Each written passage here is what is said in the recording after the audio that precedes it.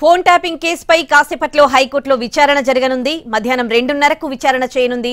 High court న్యాయమూర్తికి చెందిన phone tapping జరిగినట్లు ఇటీవల పత్రికల్లో కథనం వచ్చింది. పత్రికల్లో వచ్చిన కథనాల ఆధారంగా సుమోటోగా స్వీకరించింది న్యాయస్థానం.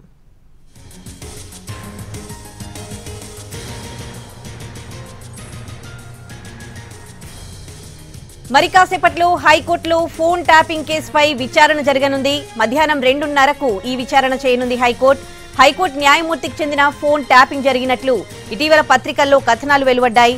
పత్రికల్లో వచ్చిన కథనాల ఆధారంగా ఈ కేసును సుమోటోగా స్వీకరించిన న్యాయస్థానం ఇవాళ మధ్యాహ్నం 2:30కు విచారణ చేపట్టనుంది.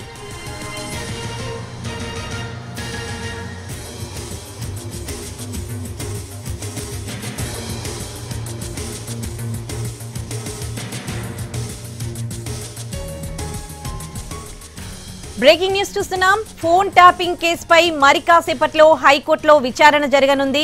ఇవాళ మధ్యాహ్నం 2:30 గంటలకు విచారణ చేయనుంది హైకోర్టు న్యాయమూర్తికి చెందిన ఫోన్ ట్యాపింగ్ జరిగినట్లు ఇటీవల పత్రికల్లో కథనాలు వచ్చాయి.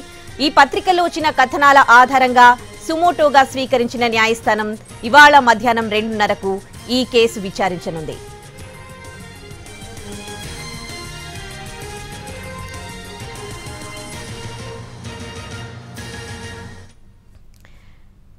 ఇవాళ మధ్యాహ్నం 2:30 గంటలకు ఫోన్ ట్యాపింగ్ కేసుపై హైకోర్టులో విచారణ జరగనుంది. స్వయంగా హైకోర్టు న్యాయమూర్తికి చెందిన ఫోన్ ట్యాపింగ్ జరిగినట్లు ఇటీవల్లో పత్రికల్లో కథనాలు వెలువడ్డాయి. ఈ కథనాల ఆధారంగా సుమోటోగా స్వీకరించిన న్యాయస్థానం ఈ కేసుపై విచారణ చేపట్టనుంది. ఇక ఇది అంశానికి సంబంధించి పూర్తి డీటెయిల్స్ మా crime input editor Ramesh Vaitla అందిస్తారు ఫోన్లో.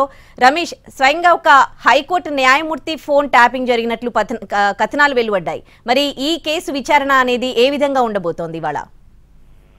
ఏదైతే హైకోర్టు న్యాయవాది ఫోన్ ట్యాప్ చేసినట్లు అరెస్ట్ అయిన ఫోన్ ట్యాపింగ్ కేసు అరెస్ట్ అయిన అదనపు ఎస్పీ భుజంగారావు ఇచ్చిన స్టేట్మెంట్ ఆధారంగా పత్రికల్లో వచ్చిన కథనాల ఆధారంగా తీసుకొని సుమోటోగా హైకోర్టు కేసు తీసుకోవడం జరిగింది. దీనిపైన సుమోటో తీసుకున్న కేసుని ఈ రోజు మధ్యాహ్నం విచారించబోతుంది. అయితే విచారించిన తర్వాత ఫర్దర్ గా ఎలాంటి ఆదేశాలు ఇవ్వబోతుందనే ఒక ఉత్కంఠ మాత్రం నెలకొంది. ఎందుకంటే ఇప్పటివరకు ఫోన్ ట్యాపింగ్ వ్యవహారంలో ఒక 4 పోలీసు అధికారులని అటు పోలీసులు అరెస్ట్ చేయడం జరిగింది. అయితే ట్యాపింగ్ ఎవరు చేశారనే విషయంగా కూలంకుషంగా ఇప్పుడు చెప్పడం జరిగింది. దీనిపైన హైదరాబాద్ పోలీసు ఒక సిట్టు దర్యాప్తు బృందం ఏర్పాటు చేసి ఆ నేతృత్వంలో విచారణ కొనసాగుతుంది. అయితే అదనపు ఎస్పీ భుజంగారావు ఇచ్చిన స్టేట్మెంట్ లో ఒక న్యాయమూర్తి ఫోన్ కూడా ట్యాప్ చేశాం. ఎందుకంటే అప్పుడు పేపర్ లీకేజ్ సంబంధించి అదే గ్రూప్ 1 పేపర్ లీక్ సంబంధించి వ్యవహారంలో అప్పుడు కోర్టులో కేసు నడిచింది. ఆ వ్యవహారంలో ఒక న్యాయమూర్తి ఫోన్ కూడా ట్యాప్ చేశామని చెప్పి పేరుతో సహా చెప్పడం జరిగింది. అయితే దీన్ని తీవ్రంగా పరిగణించిన హైకోర్టు సుమోటోగా కేసు సేకరణ చేసి నోటీసులు ఇవ్వడం జరిగింది. ఆ సిట్టుతో పాటు అటు కేంద్ర ప్రభుత్వానికి కూడా నోటీసులు ఇవ్వడం జరిగింది. దానిపైన ఈ రోజు విచారణ చేపట్టబోతుంది.